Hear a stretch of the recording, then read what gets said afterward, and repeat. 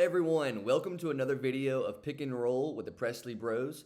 As you probably noticed, we're doing something a little different here. I hope you've been enjoying the content. I hope you enjoying the college basketball season. What a crazy season it has been. It has been just absolutely incredible. I'm loving this. I hope you are as well. Please hit the subscribe button. Please tell your friends about us, tell your family about us. We're trying to grow this channel. We want to make this channel big, and we just love college basketball. So why not follow along with us along in this journey? What an amazing slate we had on Saturday of college basketball. I mean, there was game after game, and there's none better than Texas Tech at Arizona. I have to start with that one because it was the best game of the day. Number 16 goes to number 1 Arizona, even though Arizona lost that week, and they lost their second game to Texas Tech that week. They lost 2 games this past week, so they'll drop definitely in the AP poll, but I still think Arizona is the best team in the country. I think they're better than Michigan, personally, and nothing's going to change my mind unless they play and Michigan wins. And even then, you might still say that there's some circumstances, obviously. But what an incredible game it was. JT Toppin is just a beast. 13 of 22, 31 points, 13 rebounds. If there's anyone who can beat Cameron Boozer for the Naismith Player of the Year or the Wooden Award, it's JT Toppin. To me, there's no one else. I mean, AJ Dibansa is right there, but I think JT Toppin's stats are much better overall than AJ Dibansa. He's the only player in college basketball right now averaging over 20 points a game and over 10 rebounds a game. No other player is doing that but him. And Cameron Boozer, yeah, he's scoring the most in the nation, but he doesn't have as many rebounds. JT Toppin is tied 8th for points and 8th for points, not tied, 8th for points and 6th for rebounds. He's just an incredible player, and he's 6'9". He's not like this huge guy. He's only 6'9". And he's dominating player after player. He can just do everything. Texas Tech goes into Arizona and shocks them. I picked Arizona. My brother picked Arizona. I thought surely they would be more than enough to handle Texas Tech. Now, I will say, as you all know, if you probably watched the game, Koa Pete got hurt and didn't play the majority of the game. I think that probably would have been the difference because if he's not their best player, he's their second best player, and he does a lot of the essential stuff that you need, like the rebounding and the defense. Because he probably would have been the one guarding JT Toppin the most. And that's a big body. He's a really big body. So I'm not saying JT Toppin wouldn't have got his own, because he would have.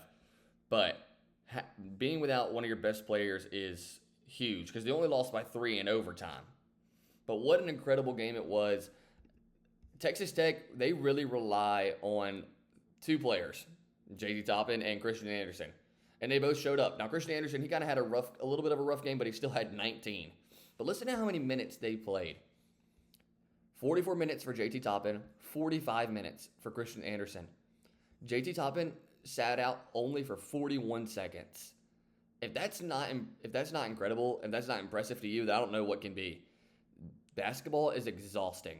You're running up and down the floor over and over again, playing defense, getting tossed around, and you stay in the game the whole entire time. That's just crazy impressive to me. And they showed out. Christian Anderson had 19 points. He went 6 of 18, 6 of 15 from 3. He only made threes and 1 free throw. They rely so much on those 2 guys to get the job done, and I think that's going to be what bites them in the butt in the end. I do think personally that Texas Tech is a Final Four caliber team, because let's just look at their resume real quick. Let me just show you their resume, and this is proof enough to me. They beat Duke, number 3 Duke, by 1. They beat BYU. They beat Houston. And they beat Arizona. So you have a win against Arizona, a win against Houston, a win against BYU, and a win against Duke. That's a great resume. Now, they've lost some games they shouldn't have lost to, but you know what? It's college basketball. It's college basketball. That's how it goes. I think Texas Tech is one of the better teams in the country. Definitely a top 10 team. Even though they're number 16 right now, I think they're top 10 for sure. They play so hard and they play so well together. Arizona, a much more balanced attack than Texas Tech.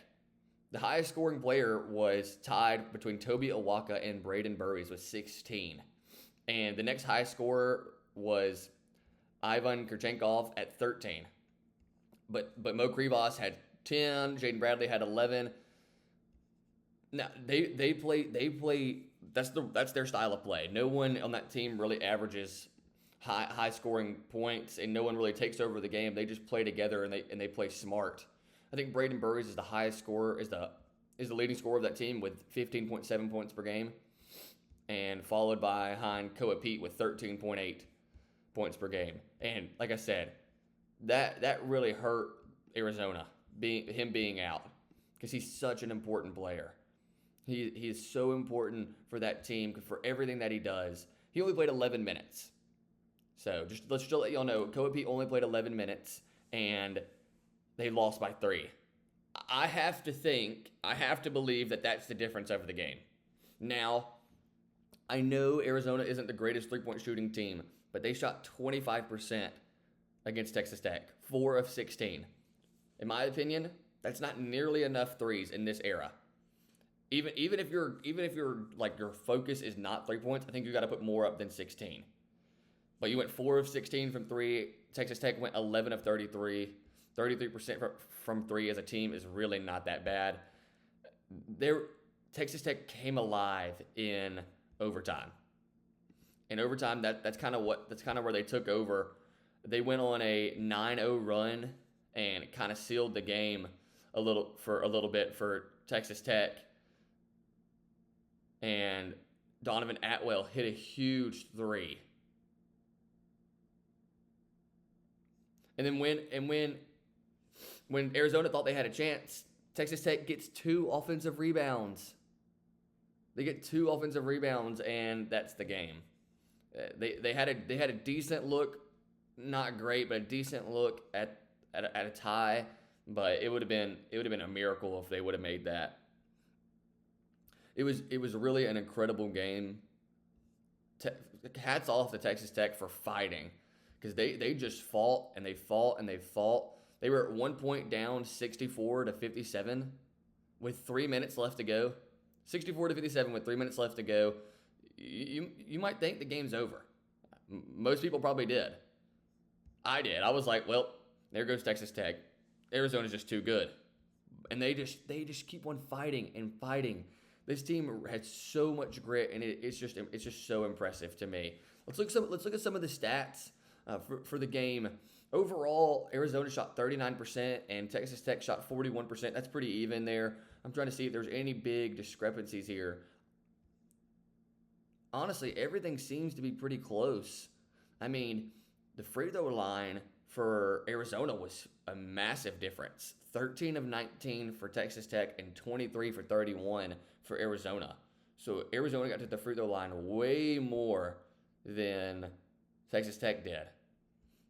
And sometimes that's just how it goes. It just didn't fall your way this time. And like I said before, Arizona to me is the best team in the country, and nothing's going to change my mind with their resume.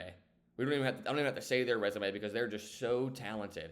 Now, somehow Ken Palm has Michigan and Duke above Arizona. I strongly disagree with that. And then this is even worse to me. Texas Tech is all the way down to 16 on Ken Palm. There's so many other teams ahead of Texas Tech that should not be. I don't care what anyone says. I'm standing on that. Like, how is Vanderbilt ahead of Texas Tech? How is Louisville ahead of Texas Tech? How is Michigan State or Gonzaga ahead of Texas Tech? Gonzaga lost to a team that was under 500. So, and I know it's college basketball, but that has to take a toll into Ken Palm, for my opinion. But Texas Tech and Arizona, what the best game of the night. What an incredible game it was. I hope y'all enjoyed it. Thank y'all very much for tuning in. God bless.